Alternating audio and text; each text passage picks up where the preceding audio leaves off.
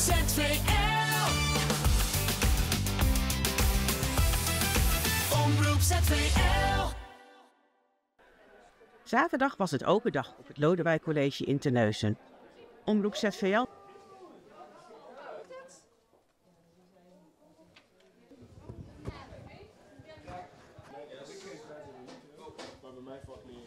En ja, we hebben vandaag deze open dag en we willen de mooie kanten van onze vak laten zien.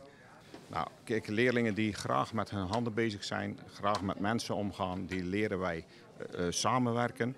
Die moeten een vak leren en een keuze maken als ze hier binnenkomen op het VMBO. En een van die afdelingen waar ze een keuze uit kunnen maken is met voeding, dus horeca of bakkerij. En wij proberen die gasten te motiveren en zo binnen het Zeeuwse aan het werk te krijgen.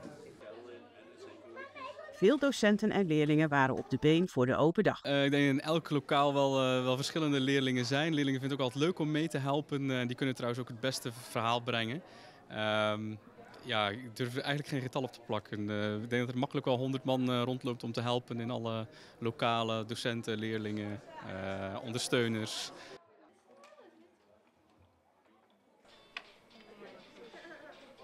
Ja, kom zeker naar het Lodewijk College. Ik denk dat we in Terneuzen een heel mooie school hebben met een heel breed aanbod. Dus ik denk dat er eigenlijk voor elk type leerling wel iets te vinden is.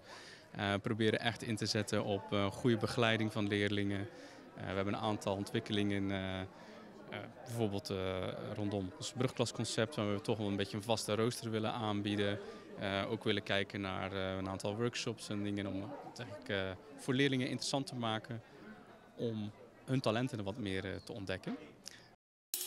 ZVL.